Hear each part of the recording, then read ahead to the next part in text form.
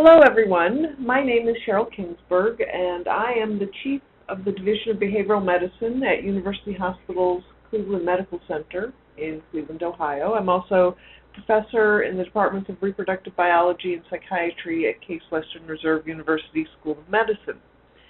Today I would like to thank Her Desire for allowing me to present to you, I think, an interesting talk looking at novel self-administered therapies for the treatment of hypoactive sexual desire disorder. So we're going to give you a little bit of an update on what is hopefully coming down the pike in terms of research and maybe new approved options, we're hoping. Here's a list of all of my disclosures. I won't read them to you, but they're all available for you. So to begin, I think it's helpful as we're thinking through hypoactive sexual desire disorder and sexual function in general, that we keep in mind that sexuality, and particularly desire, is really best understood from a biopsychosocial model.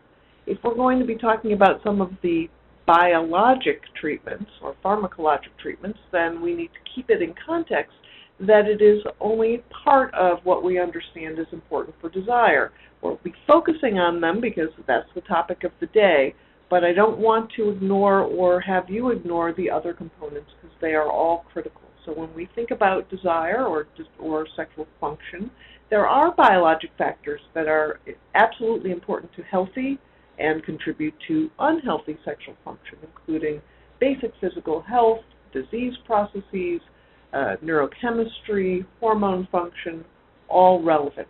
But there are also psychological factors, including depression, anxiety disorders, sociocultural factors like your religious and cultural beliefs, and obviously interpersonal factors contribute to one's sexuality in a given time, the quality of the relationship with your sexual partner. So keep all of those in mind when we're thinking and we're focusing in on the biologic aspects. When we're thinking about talking about treatments for hypoactive sexual desire disorder, it's helpful if we're all on the same page with a definition. And there are several of them. The one that we often use and that the FDA would support its use is the DSM-IV definition of hypoactive sexual desire disorder, which is defined as the persistent or recurrent deficiency or absence of sexual thoughts, fantasies, or desire for sexual activity. It also has to cause a woman personal distress in order to meet the criteria for a diagnosis. And it's helpful if you rule out that the symptoms are not better accounted for by another medical disorder or a side effect of a medication or even another psychiatric condition. ISWISH, the International Society for the Study of Women's Sexual Health, thought that it was important to have a consensus conference given all the variables going into a definition and the nomenclature related to sexual dysfunctions. And based on this consensus conference, they really focused in on desire as reminding people that it is a construct that is not just event-related. That is, desire is more of a construct of wanting, not necessarily whether you act on it or not.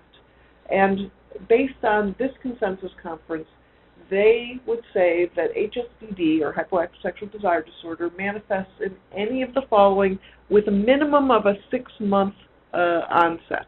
So in order to meet the criteria, we're looking at about 6 months, which for most women coming in to a clinician seeking help, they've had the condition for much longer than 6 months.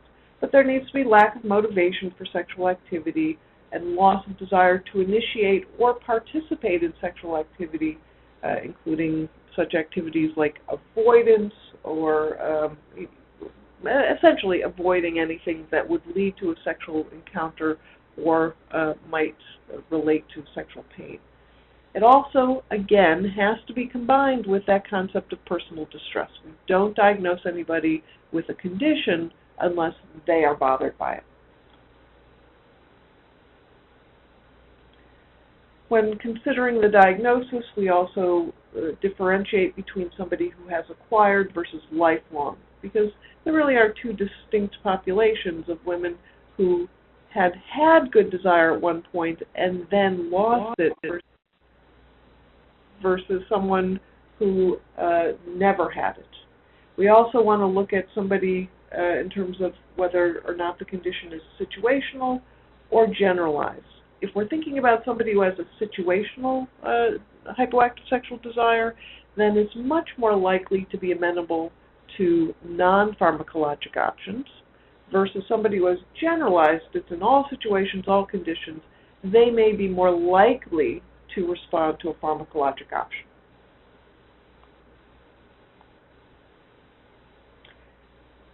The DSM-5 criteria really reflect the fact that there's been a change in nomenclature, which they now list female sexual interest and arousal disorder. So I bring this one up just to let you know that hypoactive sexual desire disorder, whether you call it within the DSM-5 female sexual interest and arousal disorder or the DSM-4 or ISWISH consensus conference hypoactive sexual desire, still essentially reflects that loss of interest, the loss of motivation, and distress.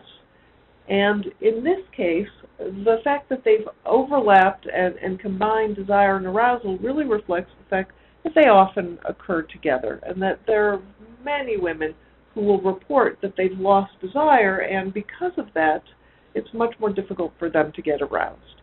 It's important when you're making a diagnosis that you recognize that having loss of desire is the primary component, and that as a downstream effect, they then lose arousal. As a reminder of how common this is in your practice, it's very common. We know that hypoactive sexual desire disorder is the most prevalent sexual dysfunction for women across all ages, with about 1 in 10 meeting that criteria of that loss of desire with personal distress. Focusing now again on the biologic components and thinking therefore on pharmacologic options, it's important to know that we actually have data that shows differences in the brain chemistry and brain activation of women with normal desire versus women with hypoactive sexual desire disorder. So looking at PET scans, you can see that there's a difference in how when watching an erotic video, there's activation that's differentiated between women with problem desire and women with normal desire, such that women who have normal desire can really shut down that prefrontal cortex that's busy doing other executive functioning to be able to focus in on and find sexual activation when they're watching an erotic video. In contrast, women with hypoactive sexual desire disorder often cannot activate the areas in the brain that really would be involved in reward processing for sexual stimulation and cannot deactivate those areas that are important for executive function. Just another visual to show you that even on fMRIs, you can see differences between women who have hypoactive sexual desire and women with normal desire, showing that we should be able to, since we can show differences in brain chemistry and brain activation, that we should also think about trying to interact and intervene so that we can help women become more like their healthy counterparts. Here are some of the key regions that we know are important in terms of regulating sexual desire in the brain: the prefrontal cortex, which we talked about, the locus coeruleus, the medial preoptic area, the paraventricular nucleus, and it's important to keep in mind reward and attention processing in the centers of the ventral tegmental area and the nucleus accumbens. So there are a number of areas that are related to sexual reward processing, and therefore there are a number of ways that we can think about intervening. For those of you who like visuals, here is a nice visual description to show the interaction between the areas of the brain that are important for sexual reward processing and some of the neurochemistry that impacts these areas. And that's where we're going to be focusing in when we think about treatments. And another visual that I think is really helpful is to understand hypoactive sexual desire disorder as essentially an imbalance in that biopsychosocial model, neurochemistry and or sociocultural factors. So using two theorists combined, we have John Bancroft with his dual control model and Michael Perlman with his tipping point. You can see that a woman will be more likely to be able to respond and experience desire if she is allowed to have excitation where she should and can inhibit other things when she also should. So when you want to be sexually active and want to have desire, that you're able to inhibit things like extraneous thoughts or negative beliefs, and you can also increase the thoughts about positive intimacy, shared values, all of those things on the psychosocial aspects will tip, if they tip towards excitation, will lead to desire. On the physiologic or organic components, things that will tip towards inhibited desire would be serotonin, opioids, and endocannabinoids. On the other hand, things that will tip towards excitation will be the neurotransmitter dopamine, oxytocin, melanocortin, vasopressin, and norepinephrine. So what you're looking for is a balance that tips towards excitation when you want it, or decreases inhibition when you don't.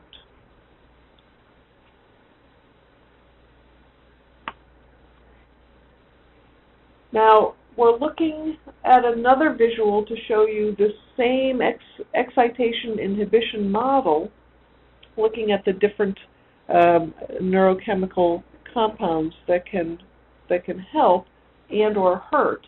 And what you can see is that in any combination, it's kind of tricky to have that balance. But you could have either hyperactive inhibitory responses that lead to low desire, or you could have hypoactive excitatory responses that also lead to low desire.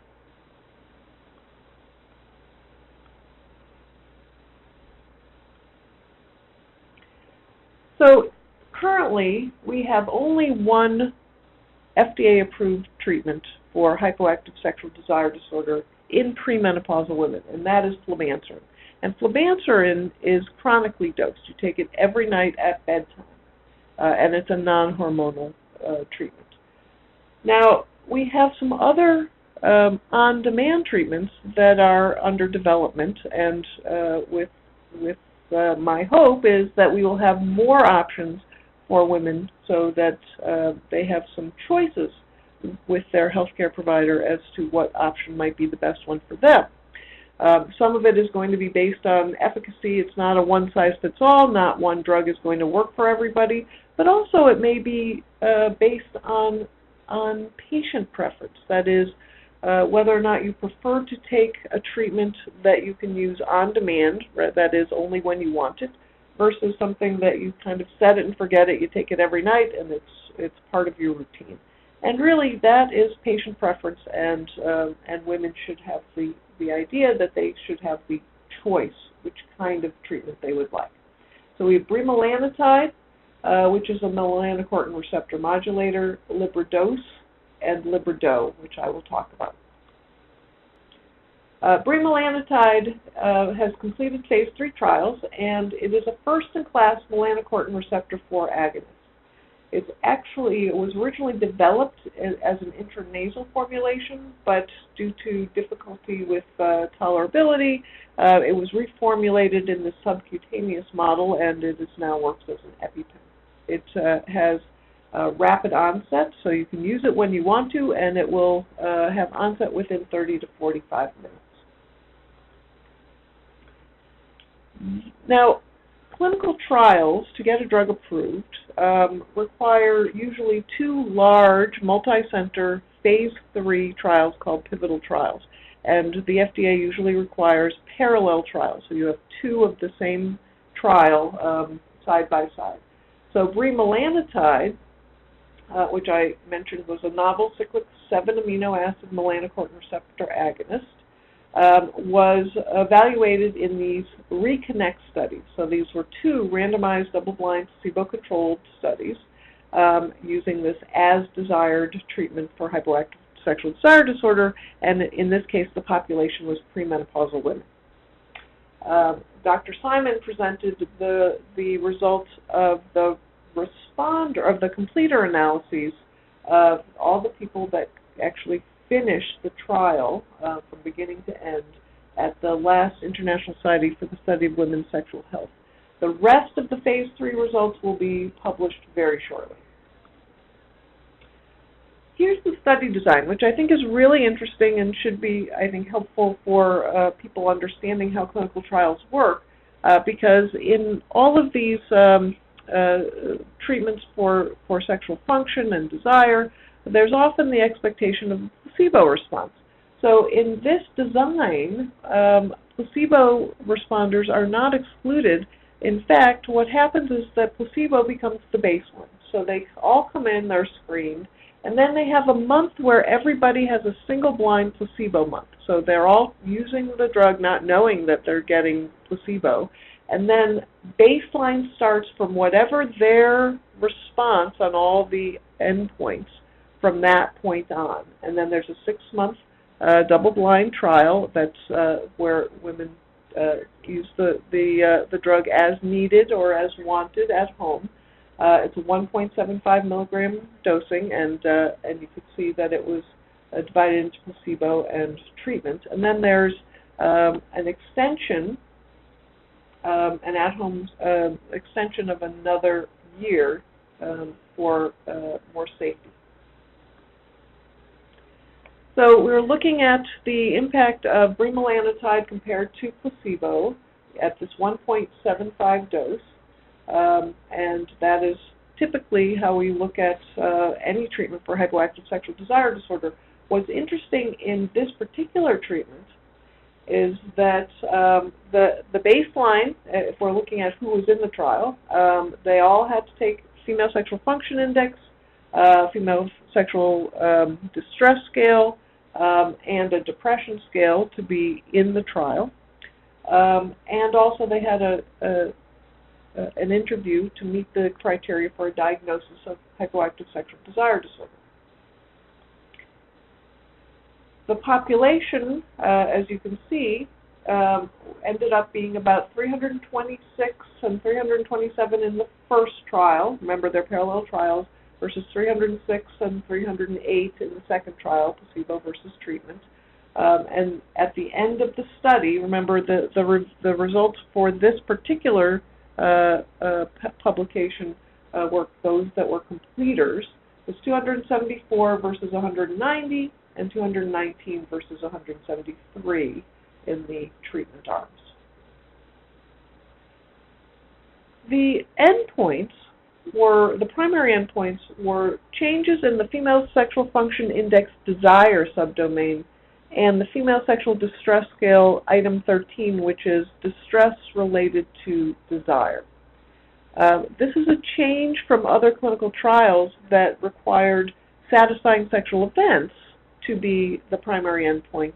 In this case, it is a much more appropriate endpoint looking at desire, because what we're looking at are trying to find treatments for desire. A responder was somebody who, on a scale of 0 to 7, a 7-point Likert scale, responded at 5 or greater to the question of, to what degree do you think you benefited from taking the study drug?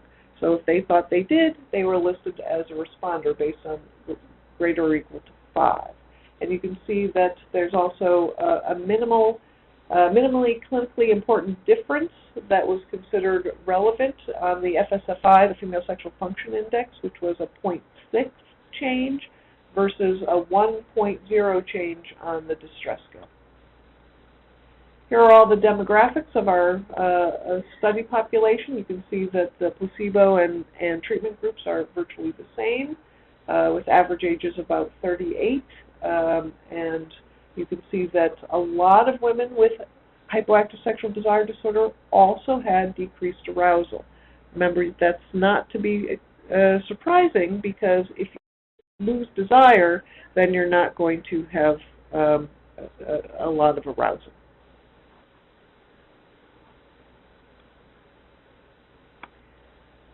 Looking at the results, results for the Female Sexual Function Index, you can see very clearly that within a month there is a significant change, statistically significant change, from placebo compared to treatment in desire. And you can see that change sustains throughout the 6 months. So it's a pretty quick time to notice the change, and it stays.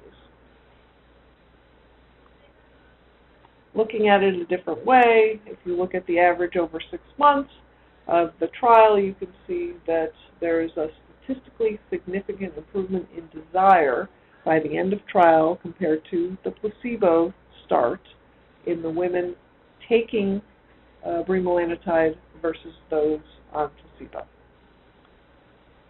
Looking at the other primary endpoint of distress, the Female Sexual Distress Scale, item 13, once again you can see a rapid change within a month between placebo versus treatment in terms of distress. The distress goes down significantly in the women who are taking the bremelanotide compared to those who are on placebo.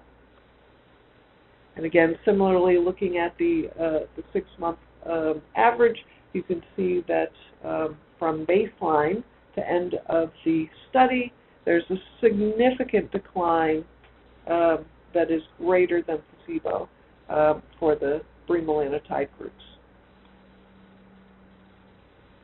So overall, looking at who are responders, about 60%, 59 and 58%, are responders to bremelanotide. So when we think about a central nervous system acting medication, and you're thinking about what a responder would look like, that's a fairly robust responder rate. So as a conclusion to the bremelanotide research, we know that there's a significant improvement in treating hypoactive sexual desire disorder by virtue of increase in desire and decrease in distress in bremelanotide, which is an on-demand subcutaneous injection, versus placebo. So now we can move to the other treatments that are a little farther behind in development. These are some phase 2 dose-finding studies that have been conducted. Hopefully they'll be moving into phase 3 shortly, but they're coming along, and there was just a publication in the Journal of Sexual Medicine on the results of these phase 2 studies, so thought it was important that you see what's coming down the pike in these on-demand treatments. So in this case, we're talking about Librido and Libridose, and these are interesting because they're combination therapies, and they're also related to personalized medicine in that depending on various genetic markers and or questionnaires, you can determine who would be more likely to benefit from one versus another treatment, looking at those who need to have enhanced excitation or decreased inhibition.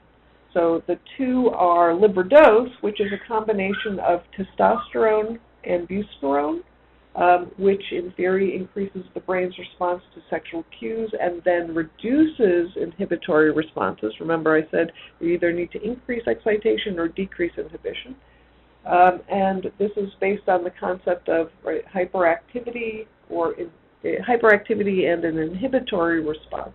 So you've got hypoactive excitatory responses or some combination of both.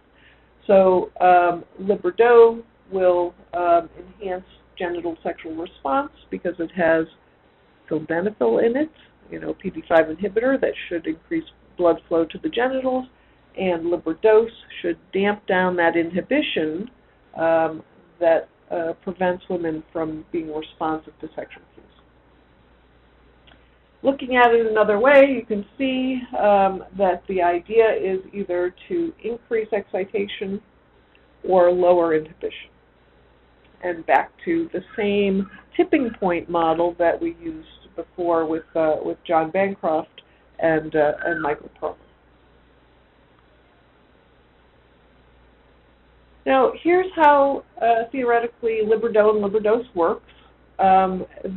What you have is a lozenge, essentially, that has testosterone on the outside, that you put the lozenge under your tongue, and it is absorbed as a sublingual route, from a sublingual route. And then you swallow it, and either the buspirone or the sildenafil is then absorbed through an oral route.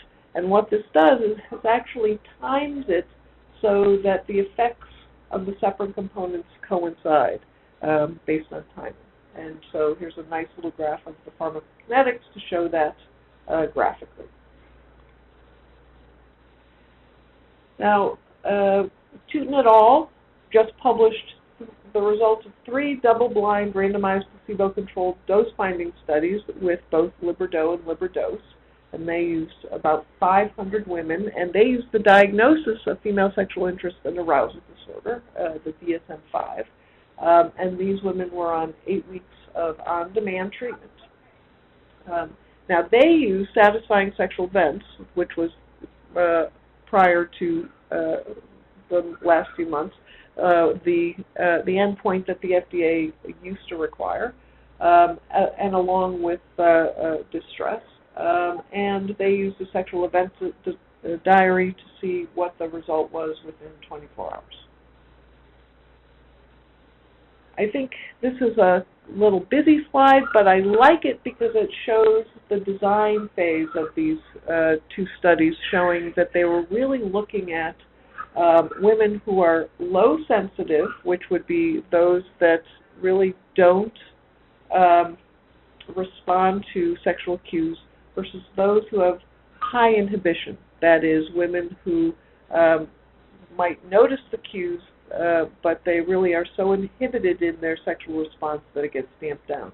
And so based on genetic markers and evaluation, the women are grouped into one or the other of those groups, and then they had a variety of treatments given to them. So, because again, this was dose ranging. So they either received each of the treatments alone, that is, sildenafil alone, testosterone alone, buspirone alone, or testosterone alone, or placebo, or the combination of different dosings of them, looking at testosterone levels at 0.25 milligrams and sildenafil at 25 milligrams, or testosterone at 0.5 milligrams and sildenafil at 50 milligrams. Same dosing for testosterone, and with the buspirone, it was either 5 milligrams or 10 milligrams. So a variety of different combinations. And the graph shows it very clearly. You can see that in the higher doses, using the higher doses of both the testosterone and the sildenafil, and the higher doses of the testosterone and the buspirone, there is a statistically significant improvement in desire compared to the placebo in both those cases. So what's interesting about Libido and Libidose, again, is that it's essentially personalized medicine that targets the problem that a woman may present with, because, again, it's not a one-size-fits-all, that there are women who have low excitation or women who have high inhibition. And so the results are very promising, and I'm hoping that they'll move into phase 3 trials fairly soon. So now you see what we have going in our on-demand armamentarium. We have nothing approved yet, but hopefully bremelanotide will be the next to go before the FDA to see whether they will approve this treatment, with Libido and Libidose coming behind, hopefully moving into phase 3 trials. And with that, I hope we are moving forward in finding more treatments available for our women who are suffering with hypoactive sexual desire disorder. And I thank you for listening, and keep focusing and following the research.